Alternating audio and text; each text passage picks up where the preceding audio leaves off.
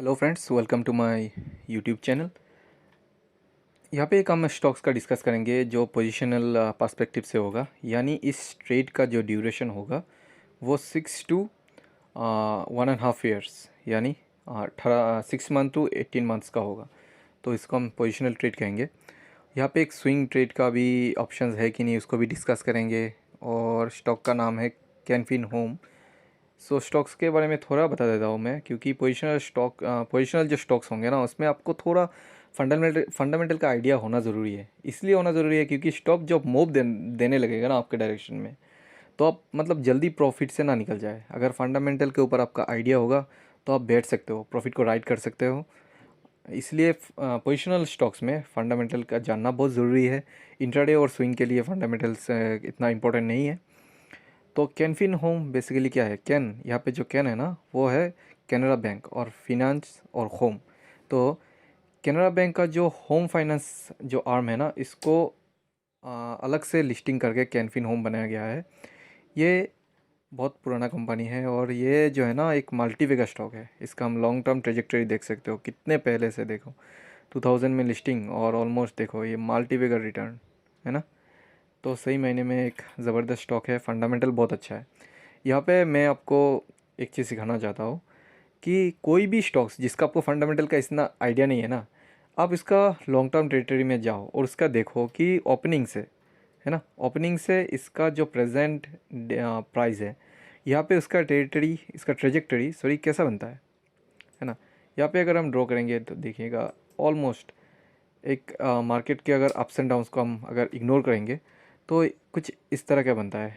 इस this line is almost 35 degree. तो कोई भी स्टॉक जहाँ पे ये जो ट्रेजेक्टरी है ये 35 डिग्री, 45 डिग्री, 60 डिग्री अगर ऐसा होगा ना, तो मान लेना कि इसके फंडामेंटल में दम है, नहीं तो मार्केट इसको इतना प्राइस एप्रिसिएशन उसको देगा ही नहीं।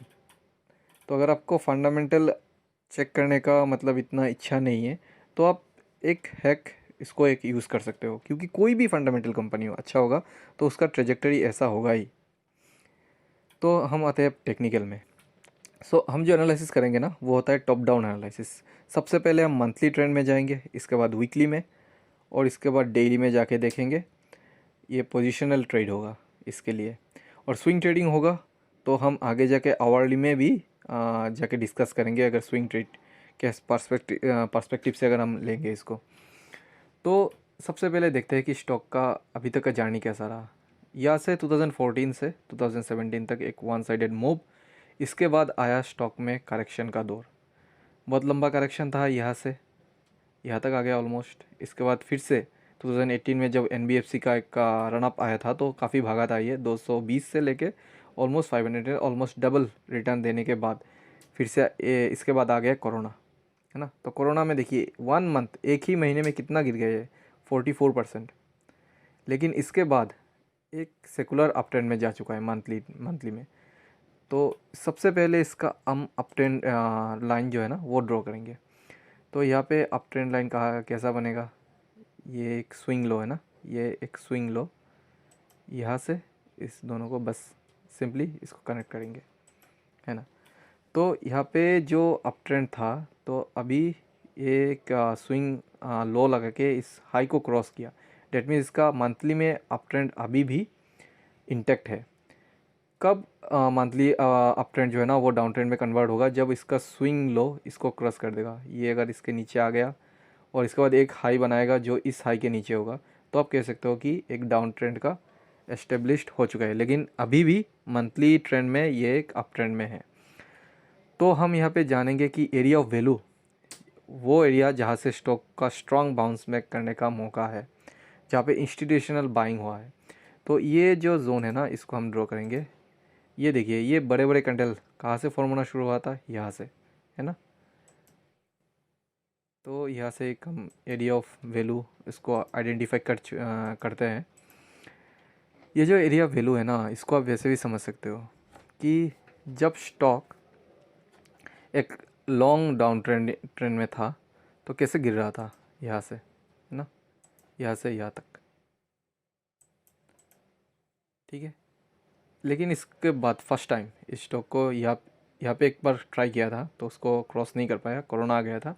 इसके बाद यहाँ पे सक्सेसफुली स्टॉक को कंसोलिडेशन 3 मंथ्स का, एक 4 मंथ्स का एक कंसोलिडेशन देने के बाद बहुत ज़ोर से उसको ब्रेकआउट किया और इसके बाद एक अच्छा मूव दिया। तो यहाँ पे जो है ना, ये जहाँ यहाँ पे एक ब्रेकआउट जो का जोन जो होता है ना, वो काफ़ी इंपॉर्टेंट होगा इसके लिए, तो हम आगे देखेंगे।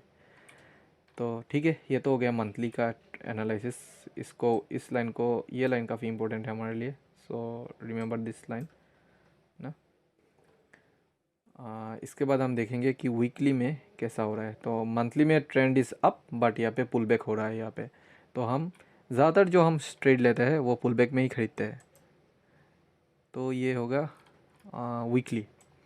तो वीकली में क्या है कि वीकली में एक हाई लगाया, यहाँ पे एक लो, यहाँ पे एक हाई, यहाँ पे एक low. Date means what, lower high इसका, ये जो हाई है सेकंड हाई से ऊपर है, ये वाला इसके ऊपर है, तो हो गया क्या, लोअर हाई, और ये हो गया लोअर लो, है ना। तो हम कह सकते हैं कि एक डाउन ट्रेंड इन्वॉल्व हो चुका है यहाँ पे। तो अगर इसका हम इसको अगर एक डाउन ट्रेंडिंग लाइन ड्रॉ करेंगे, ठीक है, तो वीकली में ट्रेंड हो चुका है डाउन। तो वीकली में ये जो एक्यूमुलेशन जोन है हम इसको इग्नोर करेंगे, क्योंकि वीकली ट्रेंड तो डाउन है, तो वीकली एक्यूमुलेशन जोन का इतना मतलब नहीं होगा। हालांकि किसी ने स्विंग ट्रेड किया होगा तो थोड़ा बहुत प्रॉफिट यहाँ पे हुआ होगा, लेकिन हम यहाँ पे बात कर रहे हैं पोजिशनल ट्रेड के। तो हमें ये लाइन, हमें जैसे कि बताया कि एक पुराना ब्रेकआउट जोन है, ये एक कॉन्फ्लुएंस जोन है, तो ये काफ़ी इंपॉर्टेंट हो जाता है। और ये देखिए इंस्टीट्यूशन बाइंग कहाँ से शुरू हुआ है वीकली में, यहाँ से। तो ये एक स्ट्रॉन्ग बाई जोन है दिस वन। इसको मतलब आप इग्नोर नहीं कर सकते हो इसको, क्योंकि आप क्यों नहीं कर सकते हो, क्योंकि यहाँ पे जो बड़े प्लेयर होते हैं ना, जो मार्केट को रन अप करते हैं, वो सोचते हैं कि यहाँ से ट्रक ऊपर जाना चाहिए। अगर वो सोचता है ऊपर जाना चाहिए, तो यहाँ से ऊपर ही जाने का चांसेस ज़्यादा है। ठीक है, तो हमें एंट्री कहाँ लेना है। और एक चीज़ मैं यहाँ पे दिखाना चाहता हूँ, ये जो कंसोलिडेशन था ना, इसका ब्रेकआउट हुआ है यहाँ पे। तो देख रहे हो आप, ये जो जोन है वो एरिया ऑफ वैल्यू इसलिए है कि यहाँ पे एक ट्रेंड लाइन है, यहाँ पे एक ब्रेकआउट का कंजंक्शन जोन है, कंजेशन जोन है, और यहाँ पे एक जो पुराना ब्रेकआउट लेवल था इसका भी यहाँ पे एक कॉन्फ्लुएंस जोन है। तो ये जो एरिया होता है ना, ये काफ़ी वैल्यूएबल एरिया होता है। मैं एक congestion zone, area of value, इन सबको अलग वीडियो में मैं डिस्कस करूँगा, लेकिन यहाँ पे आप हम देखेंगे डेली टाइम फ्रेम में कहाँ पे एंट्री कर सकते हैं हम। तो देख लो भाई, यहाँ पे है, ऐसा है कि डेली में स्टॉक तो ऑब्वियसली एक डाउन ट्रेंड में ही होगा, तो हम यहाँ पे जितना भी एरिया ऑफ वैल्यू है ना, सबको हम इग्नोर करेंगे। ठीक है, तो लास्ट ट्रेंड कितना था, लास्ट अप ट्रेंड कौन से टाइम फ्रेम में था, मंथली में। और ये जो था ना, ये बॉक्स हमें मंथली में ही ड्रॉ किया था। ठीक है, तो मंथली के अंदर एक वीकली में अगर देखेंगे तो वीकली को हम दे देते हैं, कलर कोड दे देंगे इसको स्काई, है ना। तो यहाँ पे एक एरिया वैल्यू, और इसके अंदर छुपा हुआ होगा डेली टाइम फ्रेम में, ये हो जाएगा इसका एरिया वैल्यू। तो जो मैंने जो पहले कहा था कि ये जो है ना, ये बहुत पावरफुल लाइन है, इतना आसानी से उसको ब्रीच नहीं करेगा। तो जब भी यहाँ पे आएगा ना, तो एक बाउंस बैक मिलेगा। मैं बता देता हूँ, अभी यहाँ पे देखते हैं कि यहाँ पे स्विंग कर सकते हैं कि नहीं। हालांकि ये एक पोजिशनल बाय है, लेकिन जो लोग यहाँ पे स्विंग करता है वो देख सकते हैं इस पोर्शन को ध्यान से, कि अगर स्टॉक जैसे यहाँ पे गिरा है ना कंसोलिडेशन करके, यहाँ पे थोड़ा अगर ऐसा ऐसा कंसोलिडेशन करेगा, फिर यहाँ पे आएगा, तो हम ट्रेड एंट्री करेंगे कहाँ पे, यहाँ पे ना, यहाँ पे करेंगे हम ट्रेड एंट्री। और यहाँ से जब बाउंस करेगा, तो जो स्विंग ट्रेडर है वो यहाँ पे अपना मुनाफा बुक कर सकता है। ये मैं ऐसा इसलिए बता रहा हूँ कि ये जो पोजिशनल ट्रेडर है वो तो इसमें बने रहेंगे ट्रेड में, क्योंकि ये यहाँ से ऐसा सीधा जाने का चांसेस बहुत कम होगा, ऐसे जाने का चांसेस बहुत कम है। यहाँ से ये जो स्टॉक है ना, वो वापस एक बार फिर यहाँ पे आएगा शायद, तो आके इसको ऐसा ब्रेक करके फिर से ऊपर जाएगा। तो आप जो पोजिशनल पर्सपेक्टिव से इसको ख़रीदना चाहते हैं, तो यहाँ पे एक इंस्टॉलमेंट बाय कर सकता है। इसके बाद जो एक नेक लाइन होगा ना, तो थर्ड इंस्टॉलमेंट यहाँ पे रहेगा। इसके बाद स्टॉक जो ऊपर जाएगा तो एक ऐसे सेकुलर अप ट्रेंड बना के जा सकता है।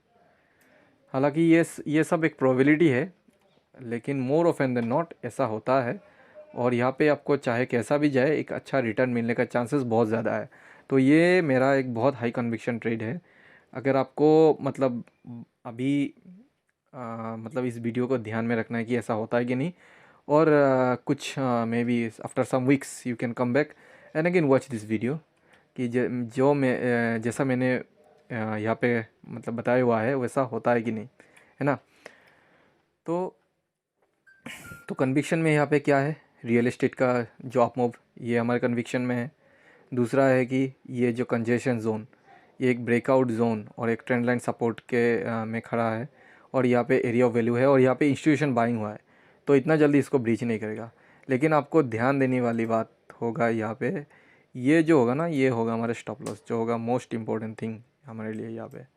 क्योंकि गलत कभी भी हो सकते हैं हम, कितना भी हाई हाई कन्विक्शन क्यों ना हो, कोई भी बता दे, लेकिन गलत हम कभी भी हो सकते हैं। तो इसके लिए एक सेफ्टी के हिसाब से हमें यहाँ पे एक स्टॉप लॉस एंट्री करना पड़ेगा। सो आप एक लेवल बस ध्यान रखना कि कहाँ पे एंट्री करना है। पहला एंट्री होगा मैं 530 टू 540 के अंदर होगा, यहाँ से यहाँ के अंदर। दूसरा एंट्री होगा यहाँ पे, और तीसरा एंट्री ये नेकलाइन को क्रॉस करने के बाद जो बनने वाले हैं, है ना। और स्विंग ट्रेड का एग्ज़िट का एंट्री यहाँ पे लेगा, तो यहाँ पे एंट्री ले एग्ज़िट कर सकते हैं। So that's it for today. और इस वीडियो में मेनली हम इंट्राडे का बात करेंगे, लेकिन आज एक बहुत अच्छा मतलब मैं जब चार्ट देख रहा था तो मुझे लगा कि जो मैं इस ट्रेड में एंट्री मतलब मैं तो करूँगा ही, तो बस आप एक देखने के लिए कि कैसे पोजिशनल का मतलब हम सेटअप और स्विंग ट्रेडिंग का सेटअप आप कैसे आइडेंटिफाई कर सकते हैं। और मतलब वो काफ़ी लो रिस्क पैटर्न भी है ये, तो यहाँ से आप देख सकते हो, ध्यान में रख सकते हो। ओके, अच्छा लगा तो वीडियो को शेयर कीजिए, लाइक कीजिए मेरा चैनल। Thank you.